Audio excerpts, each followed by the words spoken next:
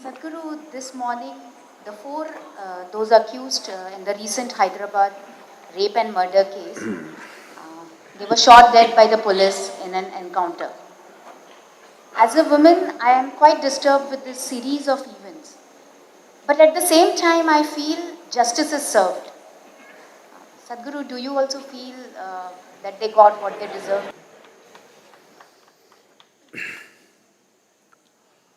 Well, what happened to that young woman? Unfortunately, is not an isolated case. And this is not just happening in this country, it's happening all over the world. Just on the basis of gender, that a human being is brutalized in this way is happening everywhere. It was at a much lower scale in this country simply because till this generation, largely women were protected, they were indoors, in their homes. There was not much room for these things. It happened with people that they know. This kind of brutalization was not there because normally women were in protected spaces. This is the first generation stepping out, and now this is on the rise. One terrible event after another, one more brutal than the other is happening. Well, if you were a close friend or a family of this young woman, definitely you would want to do this. Just let me tell you how it is. So I'm talking about a few years ago, 2-3 years ago, I was in California and something similar happened in California. And we were discussing this and different people saying different things because I was with a group of people who are against capital punishment. They don't believe in capital punishment. I also don't want to hang anybody. But at the same time, when certain things happen, not just as crime, somebody has taken absolute pleasure in tormenting, demoralizing and making a human being absolutely wretched. They just didn't do it, they took enormous pleasure in doing it. So this discussion was going on and this particular person who is an activist against capital punishment, it got very heated. Then I asked, see, suppose, because he had a 14-15-year-old daughter and the case that we were discussing was somewhere near that kind of age group. I said, suppose something like this happened to your daughter, would you still say what you're saying so vehemently? What would you do? Then he sat back. Then he said, I would gouge this guy's eyeballs out with my own hands, I would cut his genitals, I would do this, that, everything, and I would want him to die, taking 3 days at least to die. I said, see? So that kind of emotion is there in people.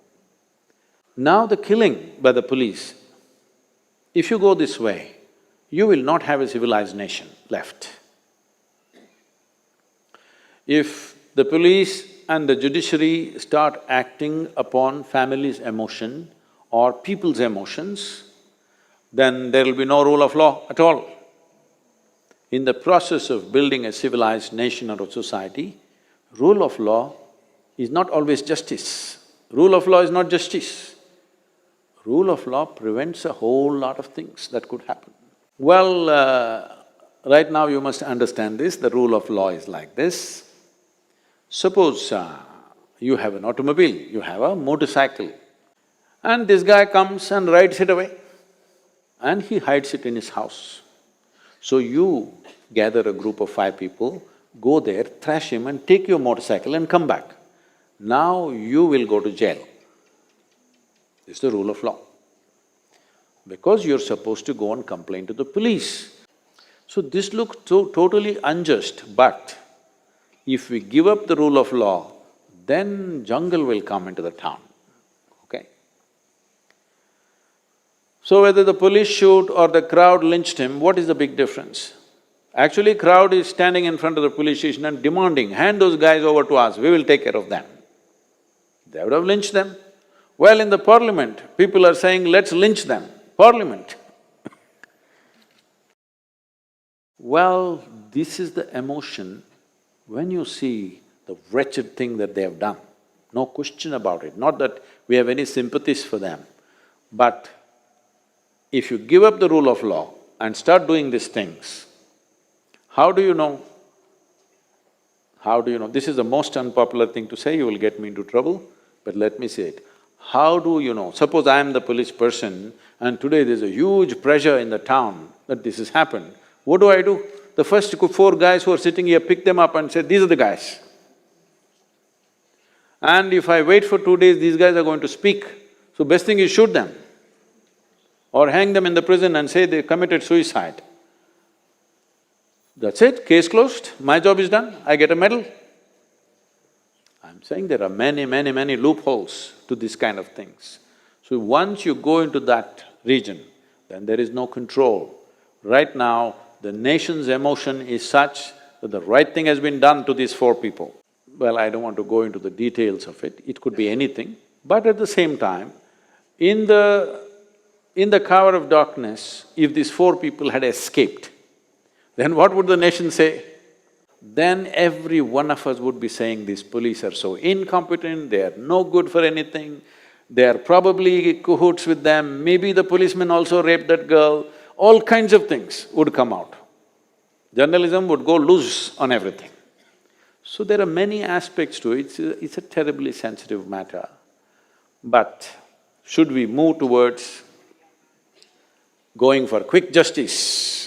If a crime happens, tomorrow morning shoot them or hang them.